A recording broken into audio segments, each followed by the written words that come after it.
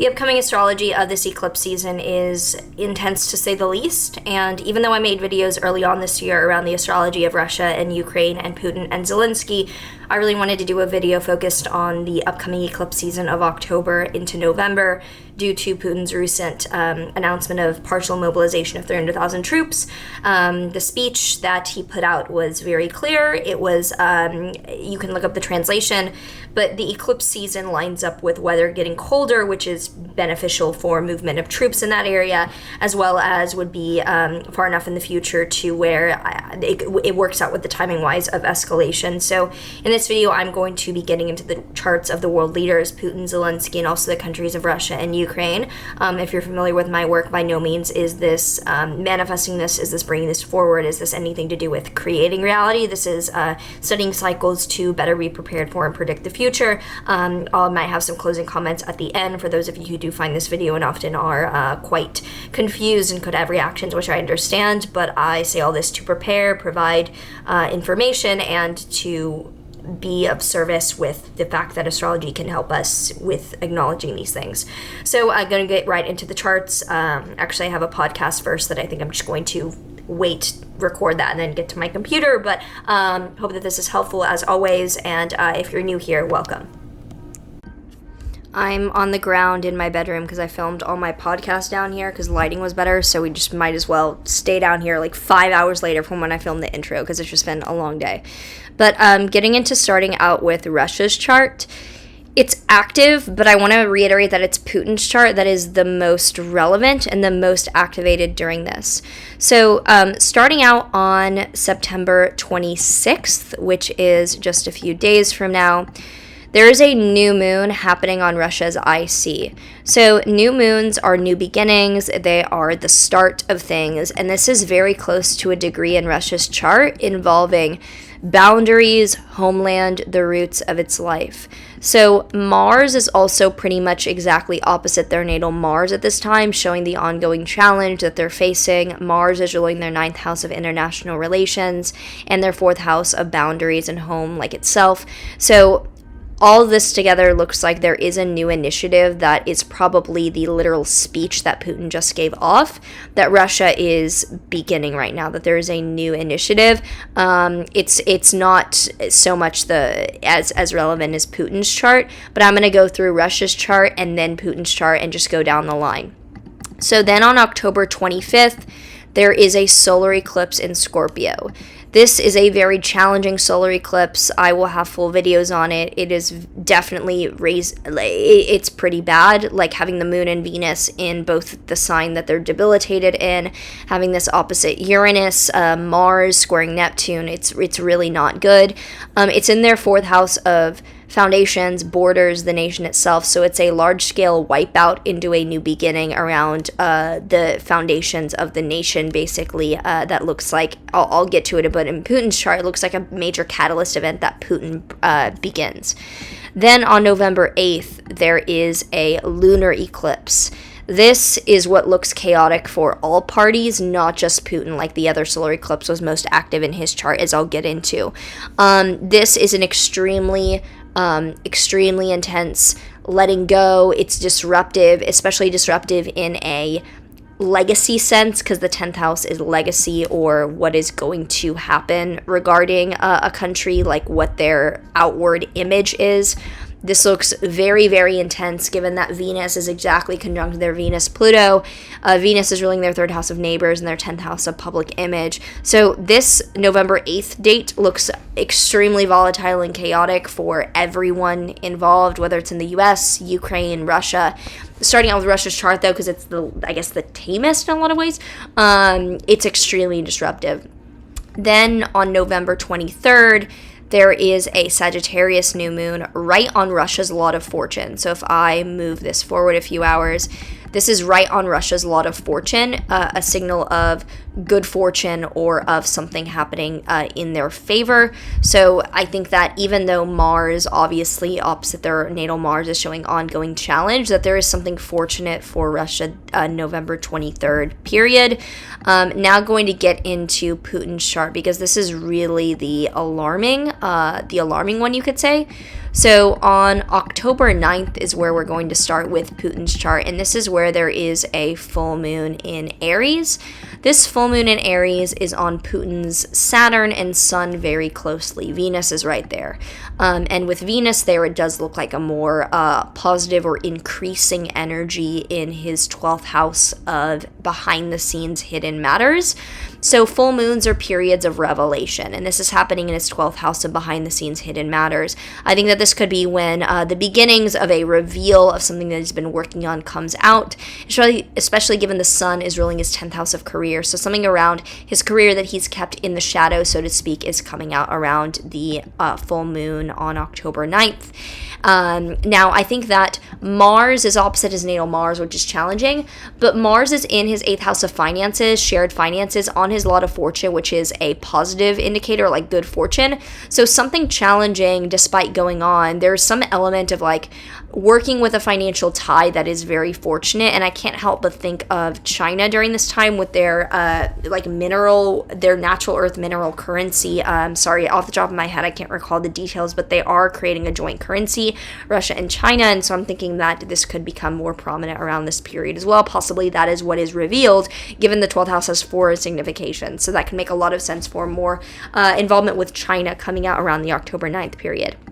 Now, mid to late October, Venus is crossing his whole Libra stellium in the 12th house, which looks like a behind-the-scenes help is continuing to happen. And then October 25th, there is the solar eclipse happening, and this is right on his ascendant. So solar eclipses are huge catalyst new beginnings, and when they're on someone's ascendant, it's a huge new beginning in their identity and who they consider themselves to be. Venus is there as well, and this is right by the south node, which involves a letting go or a wipeout energy. It's also his exact Mercury return nearly in the 12th house, looking like an announcement or something is revealed, communication behind the scenes.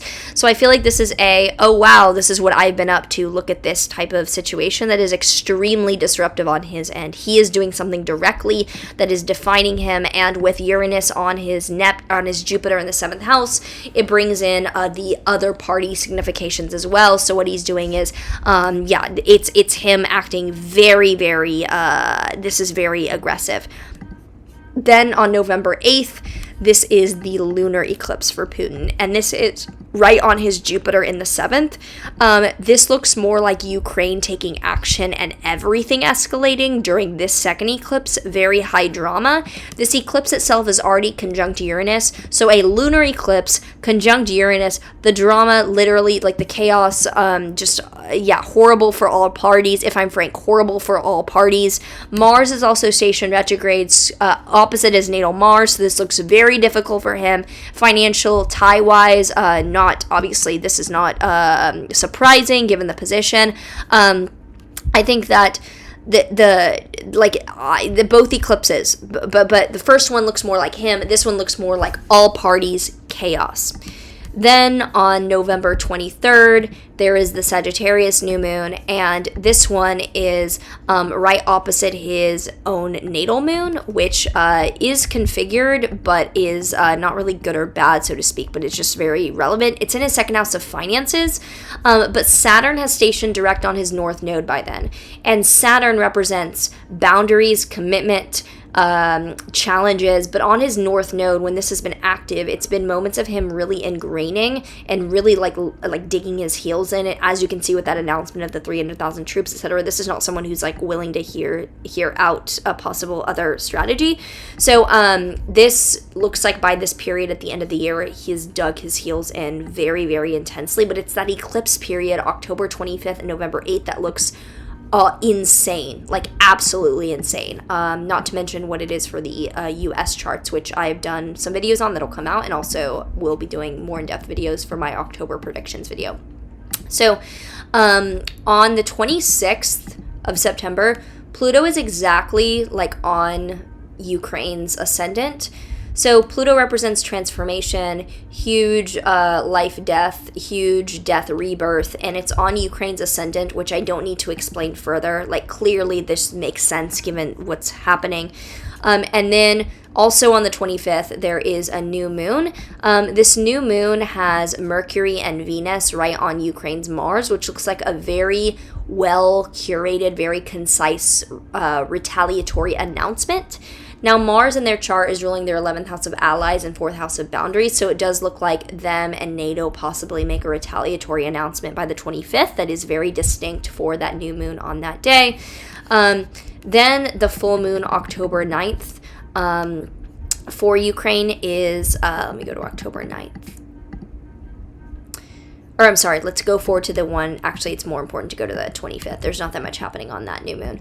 The October 25th solar eclipse, this is where Pluto has just stationed direct on their ascendant. So it's a moving forward of the transformation. Like, this is Pluto stationing right on their ascendant. Like, oh God. Then Mars is exactly squaring their natal Mars by degree. Mars is challenging both Russian and Ukraine charts. It's challenging every chart. This new moon is in their 11th house of partnerships or allies, and given the South Node showing a letting go or decrease, I think they're breaking ties with a certain party and then joining more closely with a different party, which is a wide-scale new beginning. Maybe we hear about another group or another country, international group that they're joining a part of that's very disruptive, even though this is more relevant in Putin's chart. Honestly, this one is more relevant there. Then the November 9th eclipse is gnarly for everyone involved, but specifically, November 8th. It's on November 8th. This eclipse on the 8th is right on its natal Pluto. So this looks with Pluto on the ascendant, eclipse on its natal Pluto, this looks very, very striking and chaotic for all parties. Like I said, there's not a single chart here where it's like, oh, great, positive for them on that date, unless it's specific other dates, not the eclipses, though. Then going to Zelenskyy's chart, the new moon on the 25th is right on his north node in the 5th house, showing a new beginning towards a very strong direction of creation. So with Saturn on his midheaven, I think that this is him very strongly making an announcement, because Ukraine's chart signaled an announcement. There's a very serious announcement, and with Mars approaching his ascendant, he's being very aggressive and very direct, but he's going to have to rethink that when Mars goes retrograde. The full moon on October 9th is right on his Pluto. This is very, very intense as well, even though I do think that with Jupiter, there's a letting go.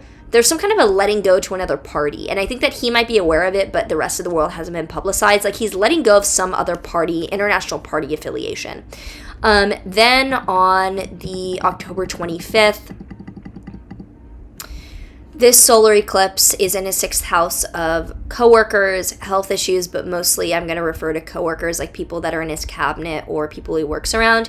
There's a huge element of chaos with people that are working around him, and I think that with this is opposing his natal Chiron in the 12th. This eclipse is opposing Chiron for him very closely. Chiron being vulnerability, in his 12th house of behind the scenes hidden matters. I think that ongoing, and we've heard about this where he's been betrayed or people in his cabinet have just been fired. This looks like a very high point of that, and I wonder if Russia's "we did this," like that moment, is because they somehow were involved in the traitor behind the scenes, like in his cabinet. I think that there's a blind spot regarding people who work for him, and given how provocative this is in Putin's chart, I wouldn't be surprised if that's something that he's also involved in regarding Zelenskyy there.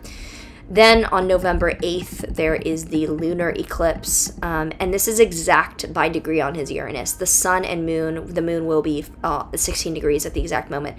They're exact on his Uranus, exact Uranus opposition. The chaos and the disruption during this eclipse is just every party. It's just so much going on. And Mars is right on his ascendant, but it's now retrograde, almost like there's a going back or a rethinking of, whoa, what did I do regarding that? So it's honestly pretty insane how dramatic that is overall. It's just very, there's no middle ground, so to speak, regarding this. It's very, very intense. So I'm now going to go over to the Zodiacal releasing for these. So looking at Putin's Zodiacal releasing, he entered a positive period on January 3rd of this year. He recently entered a major peak on August 31st. Major peaks are not positive. I want to be really clear about that. They're not positive. They are simply very busy. So with him entering that this August and that heading well into 2024, I don't see this dying down. I don't see this simplifying. I see him becoming more active and more involved with this. Now, a loosening of the bond in 2024 shows a stark transition. It shows a stark event that changes the trajectory of where he's headed. I think that this likely makes some of the, like when you look at Russia's chart and there's a peak that happens then, I think there is a restructuring of the country around then. But major thing is that he entered a major peak August of this year, so very, very recently, for the next 2 years approximately. For Russia, not much has changed. It's in a preparatory period overall, like a build-up on the overall level, which doesn't really mean that much in terms of what we're at right now. There's a major peak in 2024 of importance for Russia. Now, it does enter a different sub-period in December, but there's no difference in the quality of these sub-periods. Like, neither of them are that important. So I'm looking more to 2024 for Russia in terms of restructuring of what the nation, like, it's majorly important. It's a pivot in the nation.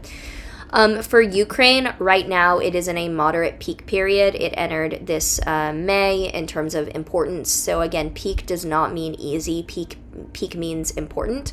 And then it enters a challenging period in 2024. So this does raise worries about like annexation of certain parts, if not like a lot, and what the future will hold.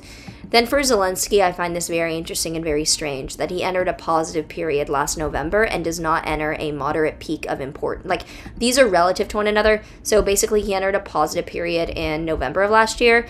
So I wonder if, usually with Zodiacal releasing, it's a kind of technique where we will look back and see that the quality made sense, but during it, we're in the middle of this. It's hard to distinguish what the quality is. So with the positive period right now, either I have literally calculated this wrong and I'm confused, or he would look back and be like, that was an incredibly positive time, which it's strange. And I don't think I've calculated this wrong. I use Zodiacal releasing software.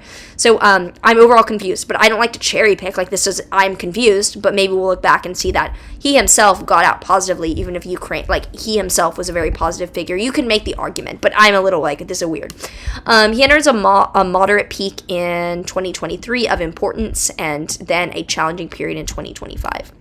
So putting this all together, the eclipses, October, November, look, there's so many challenging things going on to where it's like throw your hands up and just be like, this is really challenging.